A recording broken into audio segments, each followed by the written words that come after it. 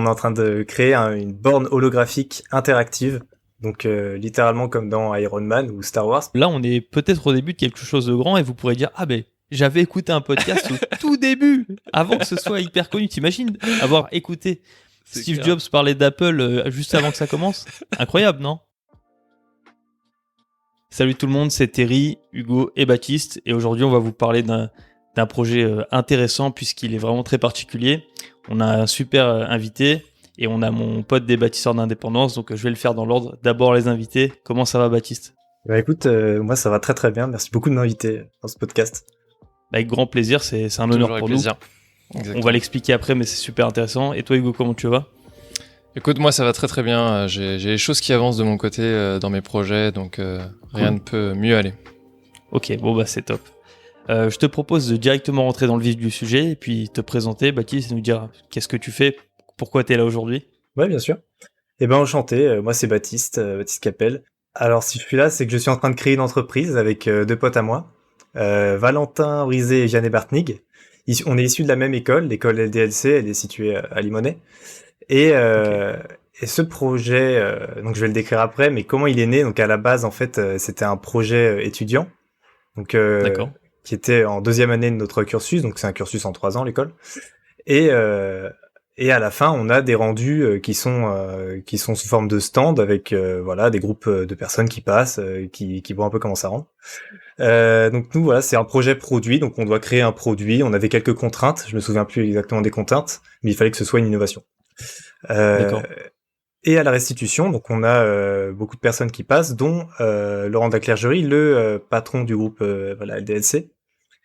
Et il se trouve qu'il était intéressé par le projet.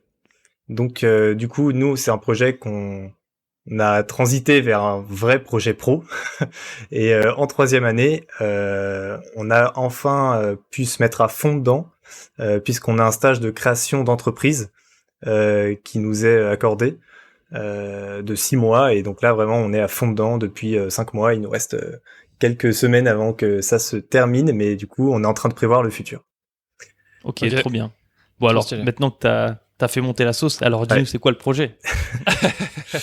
Alors le projet c'est simple, c'est qu'on est en train de créer une borne holographique interactive, donc littéralement comme dans Iron Man ou Star Wars par exemple, avec les holo-appels et les voilà, donc en fait on a littéralement une réflexion d'un écran à 45 degrés en l'air, avec laquelle on peut interagir. Donc on a la barrière hygiénique qui s'enlève, parce que du coup on tape dans l'air, donc on touche rien.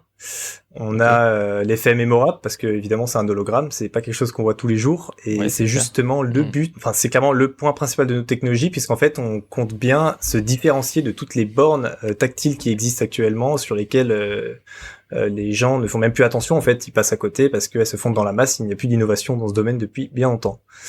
Ouais, c'est vrai.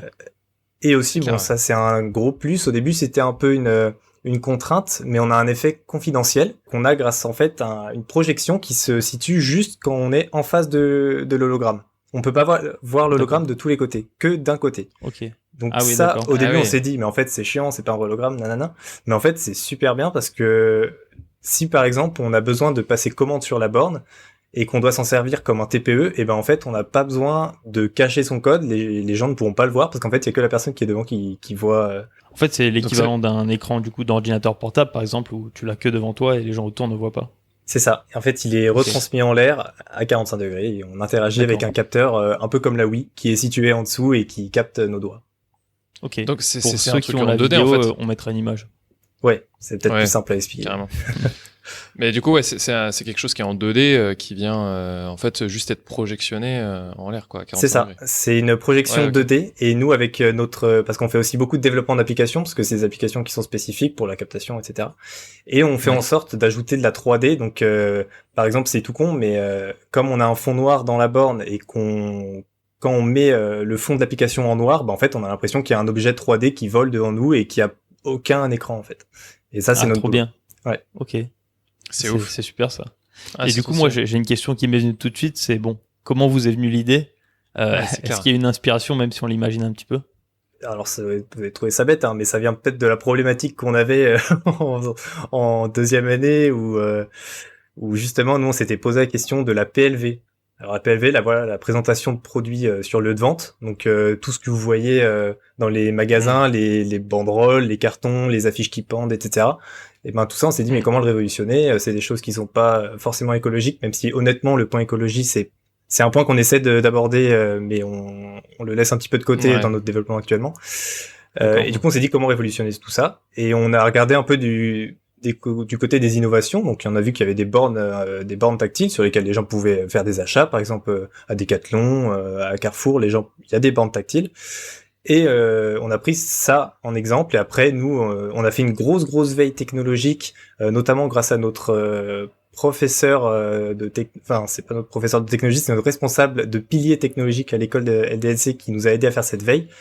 Et on a trouvé une technologie venant d'Asie qui permettait en fait de s'affranchir de plein de barrières et d'avoir vraiment une vraie innovation en Europe de ce côté-là. Et on s'est dit il faut absolument l'utiliser. Et actuellement, si on est sur le marché des bornes interactives, c'est un choix. C'est qu'en fait, on pourrait se mettre sur plein d'autres marchés, comme par exemple de la médecine, ou par exemple dans un bloc opératoire. Ouais, c'est clair. L'hygiène c'est hyper important et les chirurgiens ils ont pas besoin d'enlever leurs gants pour taper sur un écran parce qu'en fait il y a pas d'écran donc ils tapent en l'air. Enfin tout ça c'est des atouts. Pourquoi ce marché? Pourquoi celui-là en particulier et pas d'autres? Alors actuellement on se met que sur le marché des bornes interactives. Pourquoi? Tout simplement on estime largement que c'est le marché sur lequel on sera le plus rentable rapidement. Et comme on débute, en fait, on estime que c'est le plus important. Et donc dans le marché des bornes interactives, il y a beaucoup de sous-marchés entre guillemets. Donc celui des musées, par exemple, oui, ça peut être une borne d'information. Mais celui des campus d'entreprise, celui des Fab Labs, celui des, je sais pas, des bibliothèques, des centres commerciaux, par exemple. Tout ça, c'est des marchés qu'on aborde. Et surtout l'événementiel aussi, parce qu'on a un axe pour la location. Par exemple, 3-4 jours, de location de bornes. En fait, on peut le faire sur un événement. C'est hyper intéressant de proposer les deux, la vente et la location. Pour rappel, c'est ce qu'avait fait par exemple Xerox à son époque. Donc Xerox, pour ceux qui connaissent pas, c'est une énorme entreprise qui a vendu des imprimantes pendant des décennies. En fait, ils avaient d'abord essayé de vendre, mais le produit était cher. Donc ils ont mis à la location. En fait, une fois que les gens avaient goûté à la technologie, ils pouvaient plus s'en passer. Ils ont fini par acheter. Donc commencer comme ça, je trouve ça très malin. Mais on en avait déjà parlé, c'est du revenu récurrent, c'est de l'ARR ou du MRR, c'est mensuel recurring revenue, tu vois, ou annual. Et en fait, ça, c'est le saint graal de toutes les boîtes. On en avait parlé avec Terry dans un précédent podcast. Et c'est vrai que du coup, c'est hyper intelligent et malin de pouvoir combiner les deux. Et surtout que vous avez la possibilité de le faire, donc... Et à ça, du coup, on rajoute quelque chose, c'est qu'en fait, c'est hyper important pour nous. Pourquoi? Parce qu'au début du tactile, par exemple, les gens, ils savaient pas forcément comment interagir. Et nous, notre objectif, c'est aussi de faire adopter cette technologie au plus grand nombre. Et la location, ça le permet parce que c'est un moyen de s'offrir la borne pas cher. C'est hyper important. Plus que le reste, je pense. Ouais. Vous allez faire vraiment du chiffre le jour où ce sera adopté par le mass market. Du coup, évidemment, il faut d'abord commencer à les instruire. Donc, c'est très malin. Moi j'ai envie de revenir sur un truc quand même, c'est le côté fun de la chose, parce que on est parti un petit peu comme ça, mais on n'a pas dit à quel point moi ça me fait rêver. Tu vois, je suis un enfant de la tech, j'adore être sur tous les produits technologiques, donc moi ce genre de truc, et tu nous diras aussi en tant que bâtisseur ce que t'en penses, mais moi ça me fait kiffer, rien que l'idée de pouvoir avoir ça, c'est presque un rêve de gamin, tu vois. Ah bah clairement, donc, on est comme des gosses en ce moment, ouais, c'est ça. Tu m'étonnes. Il y a un vrai côté ludique à ce genre de produit en fait. Ah, c'est le but, c'est qu'on crée une expérience à la base. Donc nous après, même avec le développement d'application, c'est ça, on vend d'expérience. Donc même avec le développement d'application, on essaie de faire en sorte que ce soit une expérience hyper fluide et intuitive que l'utilisateur retiendra. Il vient pas juste s'informer. Ouais, donc en fait, il y a deux choses. Il y a le produit, donc il y a du hardware et du software, on peut dire. Exactement. Ok. Et donc le software, est-ce que c'est pareil, c'est inclus dans l'abonnement ou c'est aussi quelque chose que vous comptez commercialiser, je sais pas. Alors en fait, ça dépend. On peut faire une application avec des briques standards qu'on a nous développées. Donc en fait, c'est simple. Si tu veux un visualisateur 3D avec un quiz, avec un catalogue, nous on te fait un assemblage de ces briques avec une petite personnalisation pour la charte graphique de l'entreprise. Mais si tu veux vraiment un truc très très personnalisé, très très poussé, là à ce moment-là, on travaille main à main avec l'entreprise pour vraiment faire quelque chose de A à Z.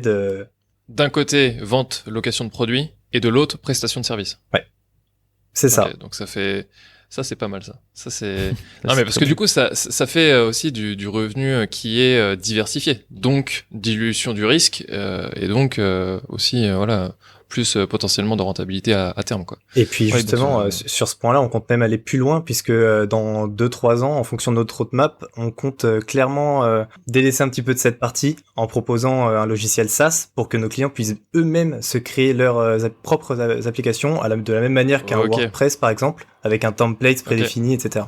Bon, le SaaS, si vous connaissez pas, allez vous renseigner parce que c'est... Alors moi, je travaille dans le SaaS actuellement, mais en fait, c'est là où il y a le plus d'argent à se faire parce que le SaaS, c'est scalable. Et la scalabilité, c'est aussi ce qui est recherché par toutes les boîtes. C'est en fait, vous créez quelque chose et vous pouvez le vendre à l'infini. Et en fait, il y aura pas besoin, il y aura juste besoin d'entretenir cette première chose que vous avez créée. Si Il n'y a je aucune résume un petit peu, production, ouais, exactement. voilà, il y a pas de, y a pas de production. Moi, typiquement, avec Sillage, je suis pas scalable parce que je produis du meuble et que je peux pas le produire à l'infini, même si tu j'avais ne l'es tout. pas tout seul en tout cas. T'es obligé de ouais, recruter, donc t'augmentes la masse salariale, t'augmentes les problèmes. voilà, c'est ça. Là, il y a les deux Exactement. avantages du coup. Alors, ils ont parlé de Mm. software, c'est simplement logiciel en français si vous n'avez pas le terme. Et hardware, Oui. c'est tout simplement le device, le matériel pour le faire fonctionner. Du coup, moi, ma question, c'est aujourd'hui, vous êtes plus focus sur le hardware, le support, ou plus sur le logiciel? Vous en êtes où actuellement? Alors, on a eu une grosse phase hardware mélangée à du software il y a 4 mois de ça du coup, mais surtout du hardware en fait parce que en fait hier on a reçu notre borne, on allait la chercher chez notre ébéniste préféré à Glazé Excellent. et donc aujourd'hui on était comme des gosses, hein, on était vraiment à fond en train de configurer nos capteurs, machin tout ça, ça nous fait kiffer. Excellent. Et là actuellement elle est juste comme on l'imaginait, donc c'est parfait. Et donc cette Trop phase bien. hardware, Ah ouais. maintenant, on la laisse un petit peu. Et là, on est vraiment à fond dans le logiciel. Et pour vous dire, à tel point, on veut vraiment créer quelque chose, c'est qu'on est carrément sur un moteur de jeux vidéo pour créer nos applications, Ah ouais. pour vraiment aller plus loin dans les animations, les interactions. Si je reviens sur le côté un petit peu de l'avancement, donc j'ai bien compris que c'est encore récent, mais là vous avez fait donc les prototypes, vous avez vraiment un produit entre les mains, vous avez fait fonctionner des logiciels du coup. Donc maintenant la suite, j'imagine que c'est voir la rentabilité possible, comment le faire fonctionner, tout. Est-ce que tu peux nous dire les prochaines étapes pour vous et dans ta tête en tout cas pour le projet? Ouais, bien sûr.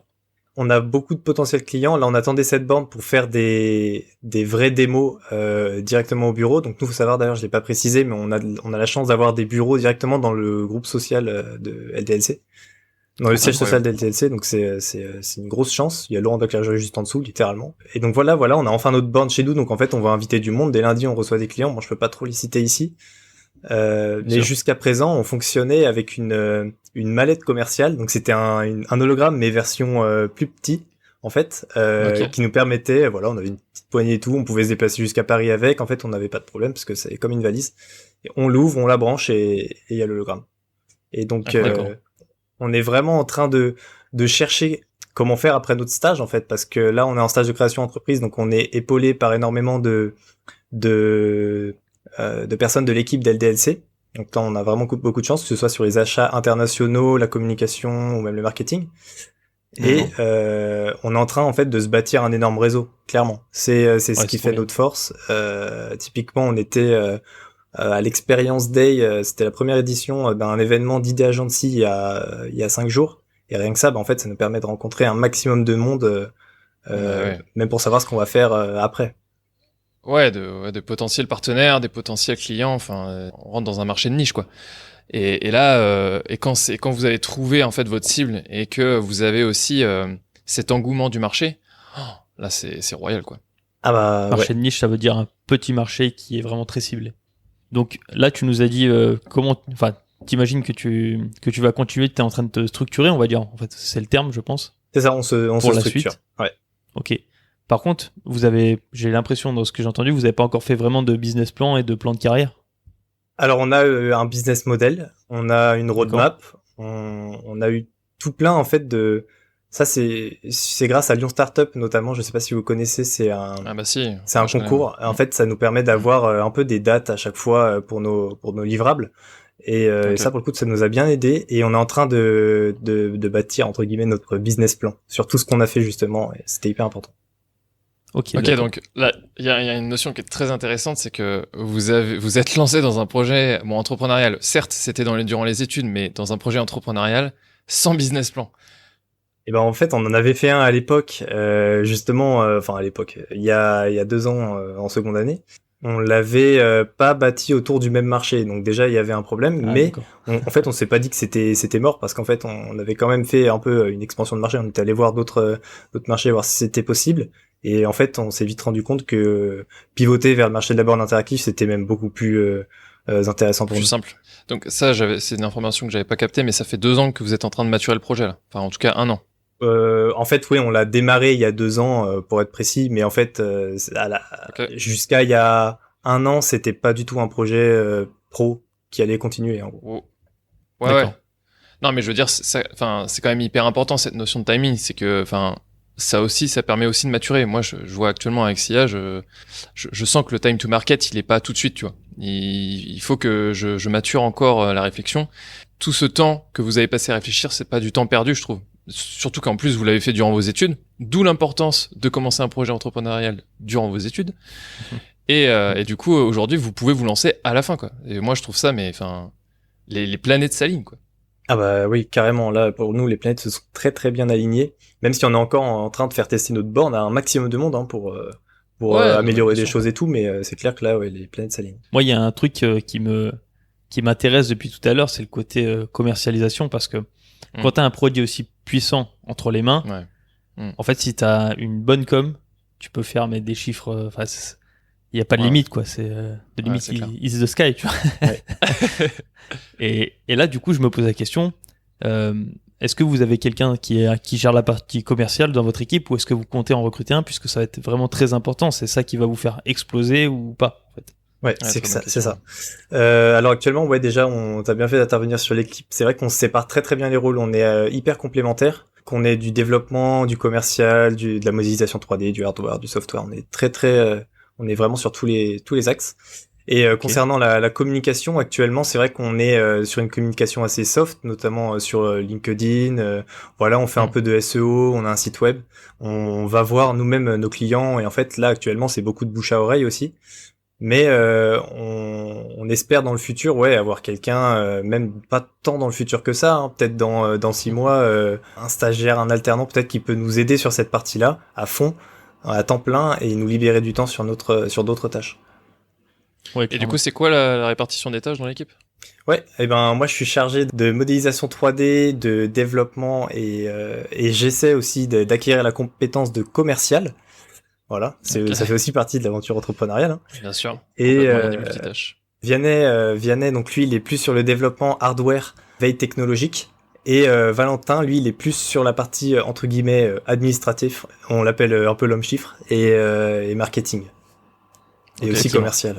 C'est un bon mix, hein, parce que honnêtement, avoir à la fois ensemble des compétences tech, mais aussi des petites spécialisations. Bon, alors toi, même si t'es pas commercial, tu t'orientes plus là-dedans, l'autre marketing, et franchement, c'est bénéf, quoi. Que là, Franchement, typiquement, ça me fait penser à un truc, c'est que, tu vois, on dit toujours que c'est en faisant qu'on apprend. Clairement, là, c'est un bon exemple. Et il y a un bah autre oui. truc que j'apprends de plus en plus, c'est que, en fait, il y a deux types de personnes. Il y a ceux qui font et ceux qui regardent les autres faire. Et il y a que quand tu fais que vraiment Ouais. tu continues à grandir, tu évolues. Là, on voit, t'es encore tout jeune, t'es encore en études, et déjà, tu commences à prendre des compétences qui t'étaient pas forcément destinées par rapport à ce que tu fais. Bah, ça, tu peux pas le faire autre part qu'en faisant de l'entrepreneuriat. Ou alors, faut changer 40 Ouais, fois c'est de boîte et avoir 40 ans, mais ça va pas aussi vite, en fait. Ah mais Donc, je te c'est confirme, ouais.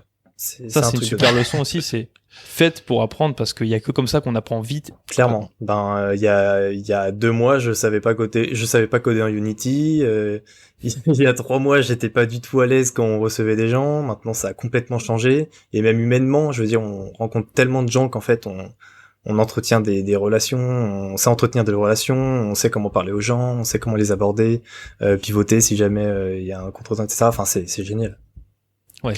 D'ailleurs, Et- c'est un autre truc, ça, c'est que là, toutes les compétences que tu prends, alors bien sûr, ça va te servir pour le projet, et tant mieux, je te souhaite qu'il réussisse, mais même si jamais il s'arrête, tout ça, c'est pas perdu, tu vas pouvoir le réactualiser, même le redévelopper encore plus dans d'autres projets.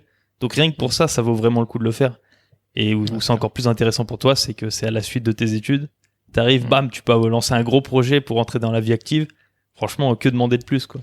Ah, c'est ça. Ouais. Bon, après, C'est que je suis jeune, j'ai 21 ans, donc enfin même on est jeune, on peut se le permettre. Mais même si jamais ça marchait pas, bah en fait on a toute la vie devant nous, donc honnêtement, qu'est-ce qu'on a à perdre? Ouais. Je sais pas si vous réalisez la tranquillité du gars. Ça me tue. Non mais Non, mais après, faut avoir confiance parce que je veux dire, il y a quand même une notion qu'on n'a pas abordée et moi que je pense quand même hyper importante, c'est cette notion de sécurité, on va dire, financière. Tu te lances dans un projet entrepreneurial. Alors certes, t'as un bon POC, donc un proof of concept, qui fait que tu sais que tu peux avoir des clients, t'as un réseau qui voilà que t'as bâti, qui te permet aussi d'avoir confiance. Comment vous allez faire? Est-ce que vous avez déjà levé des fonds? Est-ce que vous allez lever des fonds? Est-ce que comment vous vivez? Est-ce que vous avez vos parents derrière? Parce que aussi on est étudiant. Enfin, Armand, il nous en a parlé. Il y a aussi un peu ses parents qui étaient derrière, je crois. Comment toi tu gères ça? alors moi actuellement, clairement, je vis chez mes parents. J'ai 21 ans, j'ai l'école qui est juste à côté. Bon, j'allais pas prendre un appart. Mon collègue Valentin, lui, qui vient de Reims, par contre, donc il a un appart à payer sur Lyon. Et Vianney, pareil, qui est chez ses parents. Actuellement, on a de la chance, on est trois, donc en fait, pour se répartir les coûts, on est plutôt pas mal, que ce soit même pour acheter la borne, etc. On s'en sort bien.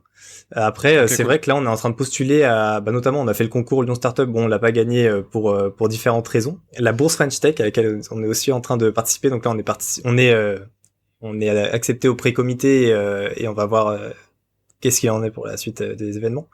Mais ouais, actuellement, en vrai, on s'en sort bien, même si, bon, on recherche des investisseurs, effectivement, mais Ah, on vous s'en êtes en sort bien pour le recherche. moment. Ok. Donc Ok. là, on va dire, trouver des fonds, des fonds de dotation donc auprès de financeurs publics, j'ai envie de dire, parce que la French Tech c'est public à la base, c'est réseau BPI France. Ouais. Vivre sur on va dire sur ces fonds-là, et ensuite faire une levée de fonds et développer le truc quoi. Ouais, et actuellement, on a quand même de la chance. Là, pendant 6 mois, on a été donc non seulement on a des bureaux à LDLC, mais en plus, on a une gratification de stage. Donc ça, c'est quand même assez dingue, ouais. Attends, par qui? Parce Par le que groupe LDLC. ah ouais. Généreux, Ouais. ce Ok. groupe. Et ben en Ouais. fait, ouais, c'est ça. En troisième année, soit tu fais un stage avec une convention classique dans une autre entreprise, soit tu as une convention littéralement par le groupe pour t'aider à créer ton projet. D'accord. Ah oui, Et d'accord. eux, Ok. qu'est-ce qu'ils en retirent du coup du fait de vous gratifier? Bonne question.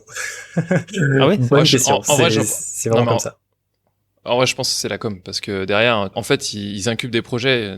À mon avis, c'est soit en fait le projet meurt, mais si le projet réussit, mais là, ils sont une com mais de fou furieux quoi. Ah, ils sont très forts en incitera communication. Ouais, En plus. Bah Donc, regarde, rien que dans ce podcast, tu viens d'en parler quoi? 5 fois? Peut-être peut-être, 6. ouais. Donc on voilà, parle de c'est vrai que LDLC. c'est de la bonne com. Ouais. Et moi, j'aimerais qu'on revienne un petit peu, parce qu'on a parlé beaucoup développement, qu'est-ce qui se passe aujourd'hui. C'est qu'on revienne un petit peu sur le début, les prémices. On est dans la technologie, dans l'innovation, parce qu'on est clairement dans l'innovation là. On balbutie, enfin c'est quelque chose qui est jamais très clair dès le début. Tu vois, on est dans le brouillard, on patauge dans la semoule. Par quelles étapes vous êtes passé? Comment vous êtes passé d'une problématique à un produit? Parce que moi, c'est quelque chose dans lequel je suis assez sensible parce que j'aime ça et puis on a été formé sur ça avec Terry, nous, dans notre école en innovation. Voilà, raconte-nous un petit peu comment ça s'est passé justement l'avant stage. Concernant la problématique au produit, donc nous vraiment on partait d'une problématique, donc comme je t'ai dit, sur la PLV, et là on en a sorti cette technologie, mais il n'y a pas forcément eu de lien. C'est-à-dire qu'on a trouvé la technologie, on a assemblé des technologies et on s'est dit bah en fait il faut clairement en faire quelque chose. Et c'est à ce moment-là qu'on s'est dit mais en fait comment vendre cette technologie? Pourquoi actuellement pourquoi cet assemblage n'est pas fait? Est-ce que c'est parce que c'est pas fait? Est-ce que voilà? Et du coup, nous actuellement, on le met dans une borne en fait. Mais il n'y a pas forcément d'autres étapes entre la problématique et le produit en lui-même. Ouais, il y a même ah ouais d'accord, il y a même pas d'idéation en mode ouais, Ah il bah faudrait qu'on fasse comme ça. ouais.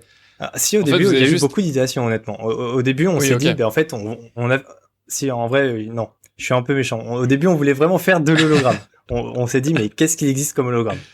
Donc, Ok. on a regardé, on s'est dit, ok, il y a des trucs à fumer avec de la projection, il y a des plaques comme avec Mélenchon, il y a des hélices qui tournent très très vite avec des LED et ça fait des hologrammes. On a fait une grosse veille.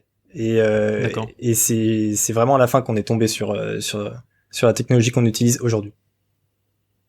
Ok. Et donc la technologie concrètement, qu'est-ce qu'elle a de différente des autres? Et ben en fait, c'est qu'on peut interagir avec, tout simplement, et que le rendu est vraiment net. Ouais, d'accord, c'est déjà un très bon point, honnêtement. Ouais. Ok. Ouais, parce Du que coup, ça me fait penser à autre chose, c'est la complexité du projet. Quand tu vas vers une technologie de pointe, ouais, je pense qu'on peut appeler ça comme ça, que tu connais pas forcément, tu dois l'appréhender, l'intégrer dans un produit, en faire des applications et la vendre, ça fait beaucoup d'étapes. Ça vous a pas paru trop gros au début? Eh ben, on a de la chance d'avoir vraiment des partenaires qui sont très très proches de nous. Et donc à chaque fois qu'on avait besoin d'une aide, que ce soit télécharger un logiciel pour régler un capteur ou quoi, et ben en fait on pouvait directement les contacter. Que ce soit même des personnes en Norvège, en Chine, même en Chine justement pour refaire une passe au groupe LDLC. Là pour le coup, on a vraiment un interlocuteur chinois pour parler avec ces personnes-là. Donc on a vraiment beaucoup de chance. Ouais. Mais c'est vraiment juste une question de partenaires, de bons partenaires. D'entourage. Mais on vous l'a répété 1000 fois. C'est incroyable. Comment vous avez fait pour construire votre offre? Parce que tu construis jamais une offre sans l'avoir testée au minimum sur le marché avec des bêta-testeurs et être confronté à ta cible.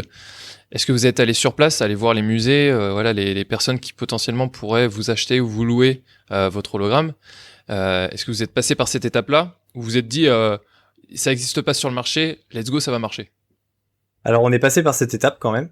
Grâce à un contact de la tech lead, on a pu rencontrer énormément de personnes. Mais je peux vous citer des noms. On a rencontré que ce soit Carrefour Oculi, le centre commercial. On a rencontré le groupe Enedis. Tout ça, c'est des personnes qu'on a rencontrées. On a testé. Là, c'était la version miniature de notre hologramme.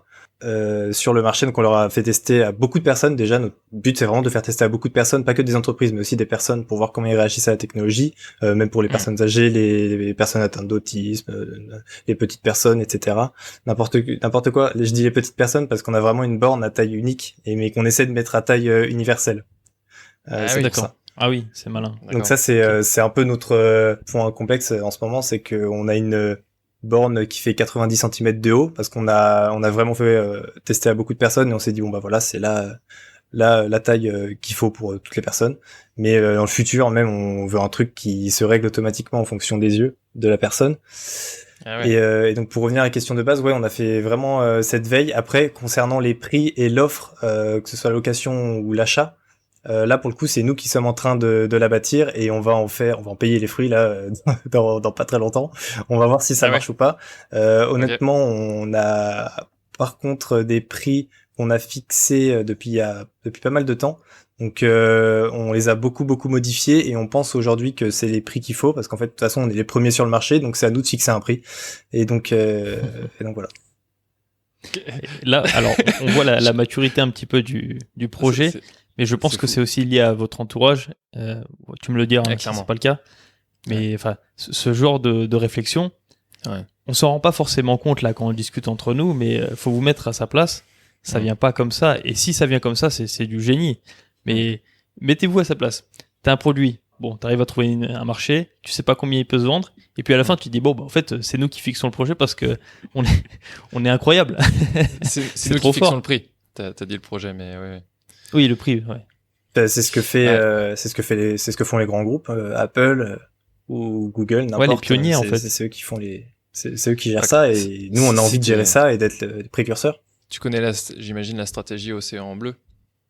Ouais. Donc pour faire le petit résumé, l'océan bleu, l'océan rouge. En fait, l'océan rouge, c'est là où il y a tous les requins qui se battent. C'est des projets qui sont déjà connus, qui sont répétés. Imaginons que tu veux faire des pelles. Voilà, des pelles, tout le monde en fait. C'est fait par série de millions. Si aujourd'hui tu veux en faire une, même si tu fais un truc de dingue, tu vas devoir te battre avec tous les autres marchés. Tu fais un produit qui n'existe pas, comme là en l'occurrence, et ben là en fait il y a personne sur le marché, donc t'as pas besoin de te battre. T'imposes tes règles, t'as des marchés qui sont larges, qui sont plus faciles à appréhender, t'as besoin de moins de communication, donc voilà, c'est beaucoup plus facile, c'est beaucoup plus rentable, et donc en général c'est ce qu'on propose quand on parle d'innovation. Et donc moi je trouve que c'est quand même quelque chose de fou parce que bon, l'hologramme effectivement c'est surtout dans la science-fiction, mais on l'a vu un peu, tu l'as cité avec l'intervention de Mélenchon en hologramme. On commence vite fait un peu à voir apparaître le truc. Je trouve ça fou que vous ayez pas enfin déjà, est-ce que vous avez des concurrents? Parce que si c'est un océan bleu, c'est que vous en avez très peu voire pas. Moi je trouve ça fou qu'il y en ait pas, tu vois. Alors nos concurrents actuellement, pour être franc, c'est tous les vendeurs de bornes interactives, donc tactiles, et autres personnes qui arriveraient sur la même technologie. Mais souvent, ça peut être des concurrents indirects. La technologie qu'on utilise, elle est présente en France actuellement, mais pas du tout sur les mêmes marchés. Typiquement, elle est présente à Paris dans des bus pour les boutons stop, pour que ce soit complètement hygiénique et qu'on n'ait pas à toucher le bouton physiquement. Donc elle existe actuellement, mais pas Amis du tout sur la parisiens, même... faites-nous des vidéos pour voir à quoi ça ressemble, parce que je sais pas du tout à quoi ça ressemble. Ouais. Mais, On voit ça sur le compte Instagram. Tiens, d'ailleurs, Ok. moment pub, pensez à liker, à partager, évidemment. à mettre des j'aime, allez sur toutes les plateformes pour aimer de partout, pour partager de partout parce qu'on en a besoin, ça nous aide vraiment, vous imaginez pas à quel point ça aide, donc merci pour ça. Et déjà, si vous êtes sur une plateforme, faites-le sur la plateforme et ça Ouais, nous c'est ira déjà très pas très mal. bien aussi. Merci beaucoup. On pense aussi à ça, mais on va mettre tous les liens pour la société Bien parce sûr. que c'est super intéressant. Pensez à suivre les actualités parce que là, on est clairement au début de quelque chose. C'est le projet le moins avancé en termes de business par rapport à tous ceux qu'on a vus. Mais par contre, en termes de potentiel, je pense que c'est celui qui a le plus gros potentiel de changer des choses, quoi.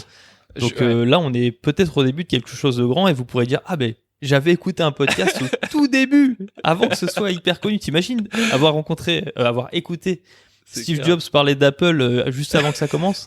Incroyable, non? Je sais pas si je suis Steve Jobs, mais ça fait plaisir. Merci peut-être. beaucoup. Et l'espoir fait vivre, ok? Ouais, et puis on te le souhaite surtout. Clairement. Et du coup, on parle de projection. Est-ce que vous avez fait des projections?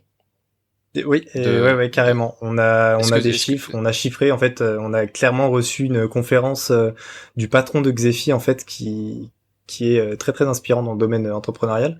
Il nous a fait une conférence sur les valeurs de l'entreprise, mais qui partait aussi sur le chiffrage. Et chiffrer, en fait, ça paraît bête, mais c'est tellement important de chiffrer dans le futur, même si c'est pas exact. Ouais, on a des choses. Donc typiquement fin 2024, on compte avoir un CA de 90 000. Fin 2025, un CA de 300 000. On compte développer notre borne encore plus en début 2025, et on compte étendre notre équipe aussi hyper important en 2025 avec un développeur à plein temps, un commercial à plein temps. Voilà, c'est des choses. Je peux aller plus d'accord. loin, mais on a vraiment Ouais, fait non, des c'est hyper projections. intéressant. C'est Et hyper intéressant. en plus, ça rejoint un autre sujet, c'est la visualisation. Bon, j'imagine que ça te parle, mais le fait de voir un objectif, ça te permet de l'atteindre plus facilement. Par exemple, si tu te dis, quand je vais commencer le travail, je vais gagner 1500 euros par mois, tu vas gagner 1500 euros par mois. Au contraire, tu te dis, bon, je vais gagner 10 000 euros par mois, tu vas faire en sorte de les gagner. Donc, se donner des chiffres, c'est pas que pour faire beau sur le papier, c'est qu'aussi ça te pousse à aller vers ça. Ouais. Complètement. Et on pense même dépasser ces chiffres pour 2023, c'est bête, mais même première année on comptait pas faire de CA, en fait on va peut-être s'en faire, donc c'est juste Trop génial. bien. Là, tu nous as annoncé des chiffres quand même assez, je dirais, modestes pour la Oui, technologie je que pense c'est. aussi. Ouais. Parce que si tu nous parles de vente, si tu nous parles de location, et si tu nous parles de logiciel SaaS, bon, ça fait quand même Le logiciel beaucoup. SaaS Après, devrait arriver un peu plus tard parce que c'est un coût assez élevé quand même, mais Je pense que vous sous-estimez le pouvoir qu'a cette technologie, ne serait-ce que pour le grand public, parce que aujourd'hui, si vous présentez ça et qu'il y a un mec qui est intéressé, tu vois, un visionnaire, un investisseur qui a de l'argent, il va peut-être te dire, ok, on garde cette idée, mais on en développe une à côté, et je vous mets une équipe de 10 personnes. En fait, tu peux grossir vraiment très vite avec ce genre ouais, c'est d'idée. vrai. C'est vrai. c'est vrai, c'est bête, hein. Nous on se dit que ça arrive que dans les films, et du coup on se donne vraiment à fond tous les moyens qu'on peut, de notre côté, voir déjà tout ce qu'on peut faire, Bien sûr. et faire appel Alors, aux investisseurs. Très bonne réponse. Et il faut garder les pieds sur terre aussi. C'est-à-dire que Oui, bien sûr. avec Terry, on est aussi un peu excité du projet parce que on trouve ça fou et que c'est aussi voilà une innovation qu'on n'a jamais auquel on n'a jamais pensé, qu'on n'a jamais connu sur cette chaîne non plus. Et donc néanmoins, quand tu es dans le projet, c'est un peu différent. C'est-à-dire que faut aussi se dire ok derrière il y a du boulot, donc les chiffres va falloir quand même les atteindre. Comment on fait, tu vois, quel moyen on met derrière. Donc, faut aussi être, plutôt terre à Exact. terre. D'ailleurs, Donc, ça me fait penser à autre chose, c'est aujourd'hui sur ce genre de projet, combien d'heures par semaine vous bossez chacun? On est à 5 jours par semaine, pas à 4, hein, comme le groupe LDLC déjà. Et donc on est sur des journées de 9h, 18h30, 19h. Donc Ok. après en faisant le calcul, voilà, on se prend une heure et demie le midi, voilà. D'accord. Et est-ce que vous bossez en plus à côté sur ce projet ou vous vous limitez au jour de la semaine?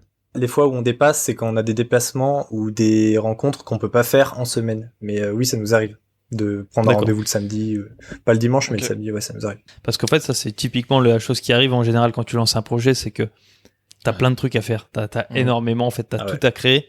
Donc, tu vas vite à faire beaucoup d'heures, en fait, quasiment à te surmener. Et parfois, c'est contre-productif parce que t'en perds un petit peu l'objectif.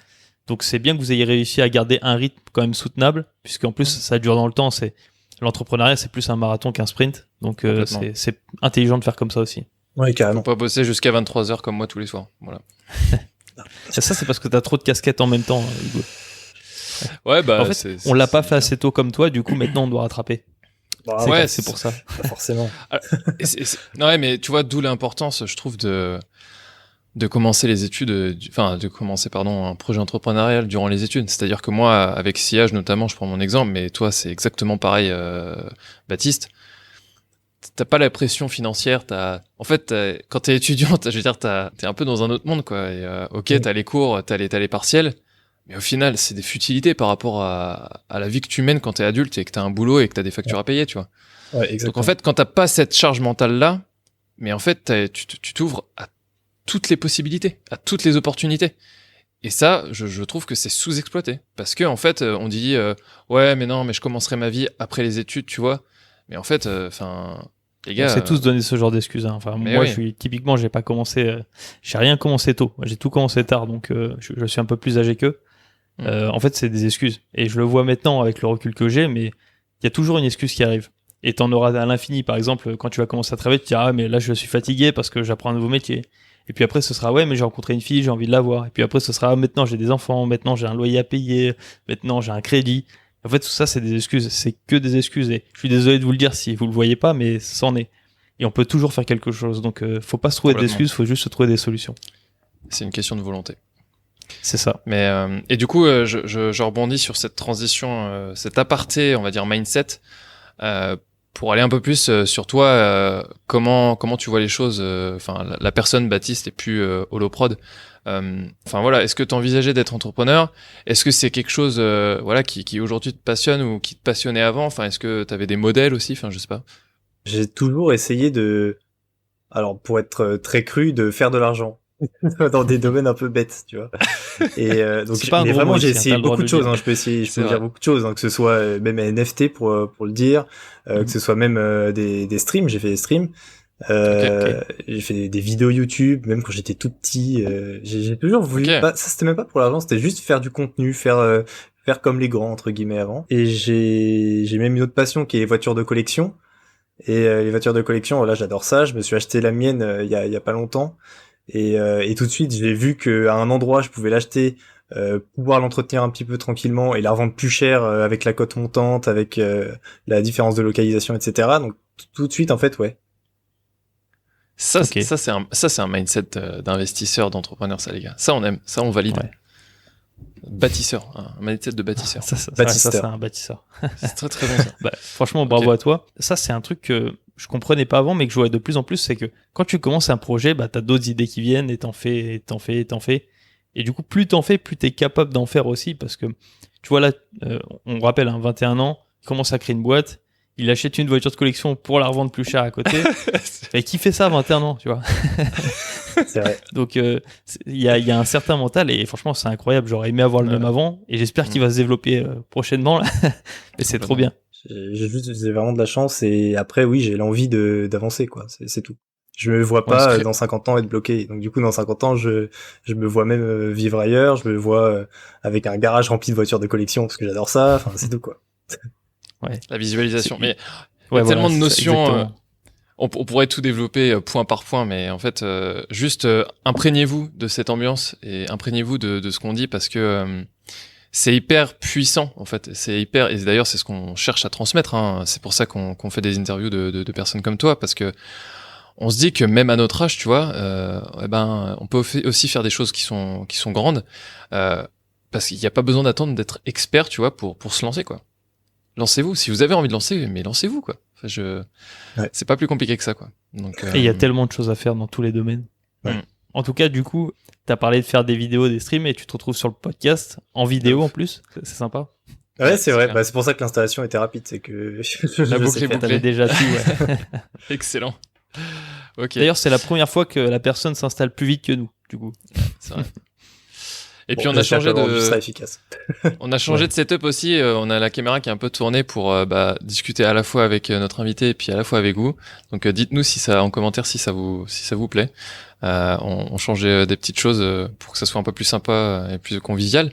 Je reviens sur un petit peu ton parcours d'entrepreneur. T'as ces envies-là. Est-ce que tu appliques des choses toi dans ta vie particulièrement, en fait du développement personnel tout simplement. Est-ce que tu travailles des choses sur toi?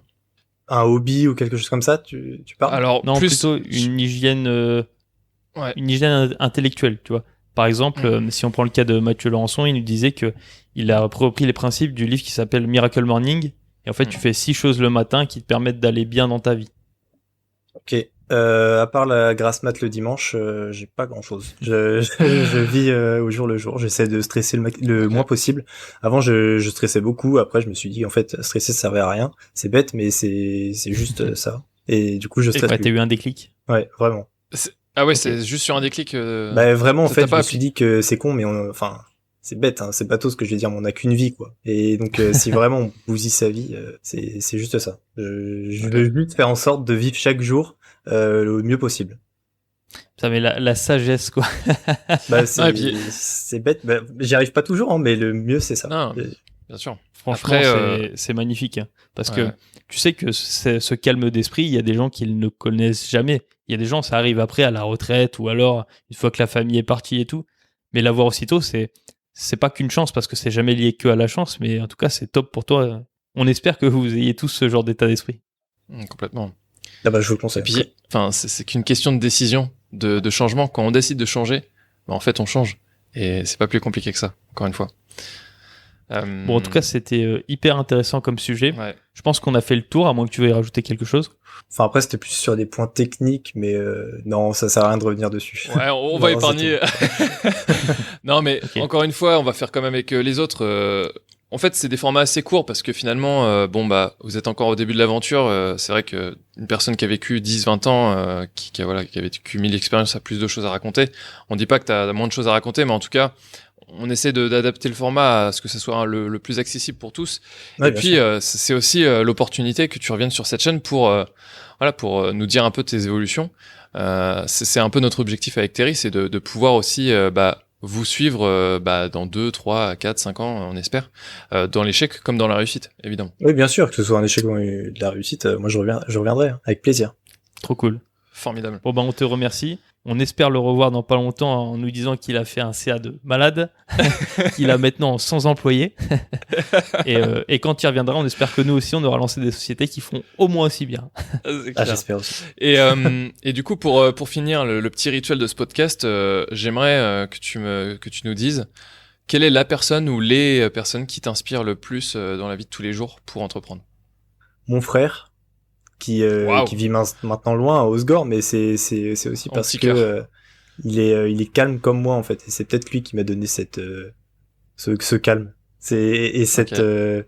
visualisation du futur, de voir loin.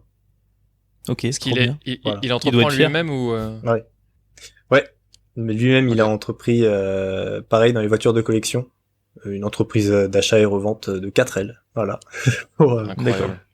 pour dire un peu le concept. Bon bah écoute, on l'embrasse et puis merci pour ce partage. C'est cool parce qu'il y a aussi, enfin on en a parlé aussi de la famille et de l'entourage. On sent qu'en fait t'as un cadre, tu vois. T'es structuré dans ta tête, donc à mon avis tu dois être structuré aussi dans ton cadre extérieur. Ça c'est assez exceptionnel parce que tout le monde ne l'a pas, tu vois. On te souhaite que le meilleur. On te remercie encore pour avoir accepté l'invitation sur cette chaîne. N'hésitez pas à le suivre sur SC Réseau, on va les mettre en description. Et écoute, on te souhaite le meilleur. Voilà. Je vous On vous remercie. dit toujours la même C'était un chose bonheur chaque de semaine. parler avec vous. Merci Bah beaucoup. écoute, Pareil. continuez d'évoluer et d'investir. La bise. Ciao. Ciao.